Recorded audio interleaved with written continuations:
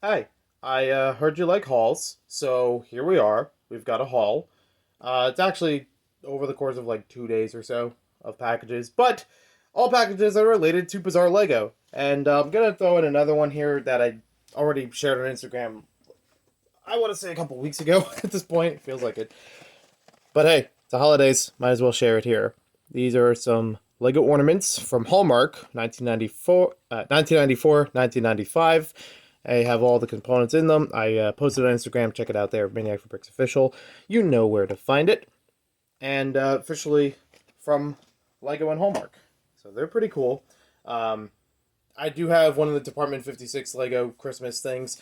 I got that a while ago. I don't know if I shared that on YouTube, but I guarantee I've shared it somewhere on social media before. So let's get into these things. I've already opened two of the packages, and I'll explain a bit when we get through them. And then the third one, we'll open it up right here on camera. This already opened, and unfortunately, I don't have the batteries to actually test this one out. But this is a Lego Knights Kingdom 2 Vladic sword. It's supposed to have some sounds to it.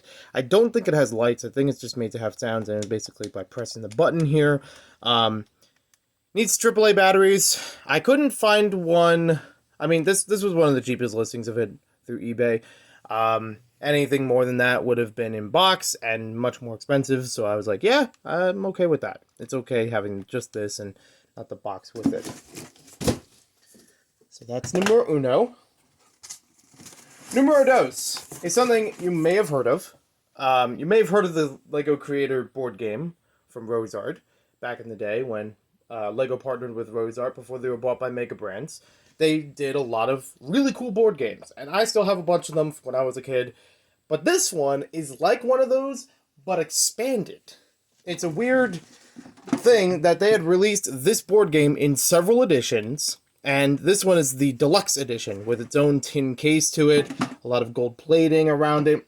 And this one actually promises to have more content. There's actually more pieces and more things to build. They have, Bucket Element wasn't in the original one. I remember that right off the bat.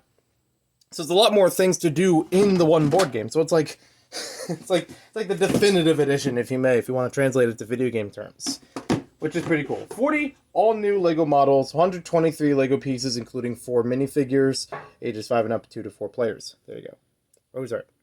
They don't exist anymore because Mega Brands bought them and then did. I don't even think they're around for anything. But pieces in there. Got the cards up here. A little bit of redesign to some of the cards. I see a few subtle differences here and there. And then the instruction booklet and the board game itself folded up behind it. The one Lego board games on their own is pretty interesting. Aside from the 2010 board games, we entirely build it out of Lego pieces.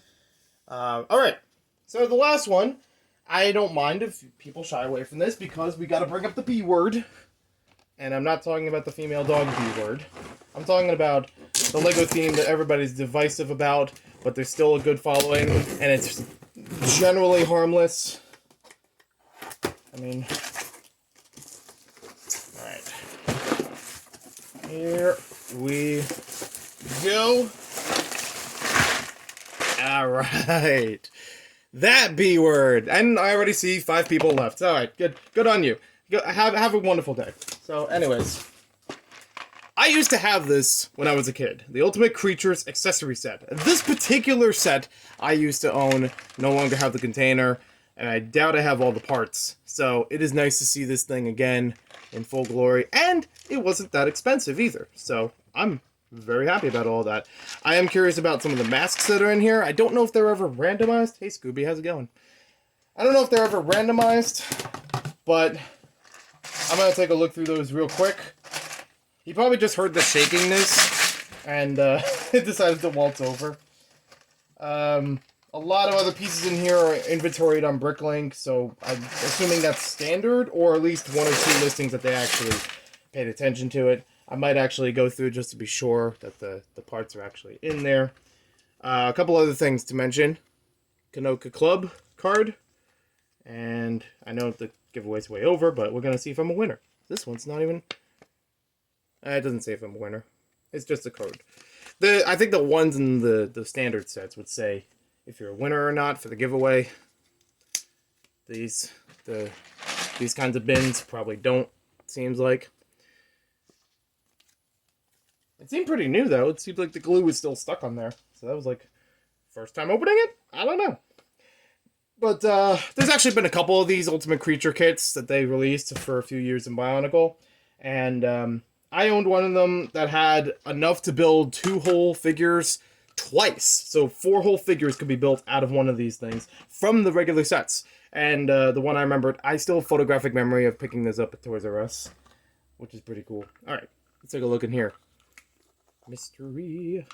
Ooh, it's even got a sticker. I forgot the stickers. Forgot that these have stinkers in them. Stinkers? Stickers. You know what I said. So we got a blue boy. Blue and silvery boy. A gray and kind of lime green boy. And last but not least, black and gold. These are actually hard to collect, all of them, because they are hard to tell apart from each other. Very subtle details as far as color and texture. So I really don't, like, I have collected some of these over time, and I'm happy to have one of the purple ones, because that's one of the more rare ones. But I don't care to get all of them, even for that giant Bionicle mask wall I've been building and continue building in the background of things. Ironically, I don't know why. I don't even know if it's ironic. I only have the lid for my original canister of this. I don't know why just the lid. And then the lid was transferred to another big trail mix type container at some point. I mean, it was cleaned, but I don't know why it did that. And then Snap was in there for a long time. So it's weird. But hey, we're back to basics. We're back to this. Because this is kind of a weird thing on its own, that you would just have a bunch of mess of parts just to build whatever you want in Bionicle. I mean, nowadays, yeah, you can see that with System, no problem. They've done that with Basic and Classic and all that kind of stuff, Bricks and More. But in Bionicle, yeah, it was interesting. Oh, I gotta find one of my favorite parts in here. And I say favorite loosely. Yeah, the hockey piece. So this was used in the LEGO Sports theme and made its way into Bionicle because it's a lot of technic connections. I guess, you know, you could still build stuff with this. I have only seen 1 or 2 people actually build stuff out of these in Bionicle. Fun story, I tried to build something out of this container as a kid and using that piece.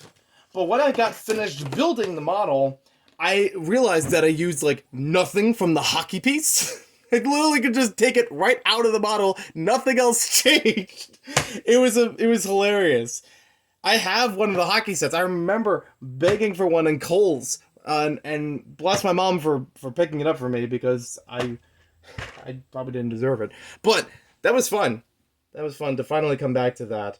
Again, I will inventory to make sure everything is in there. I'm going to do that off camera.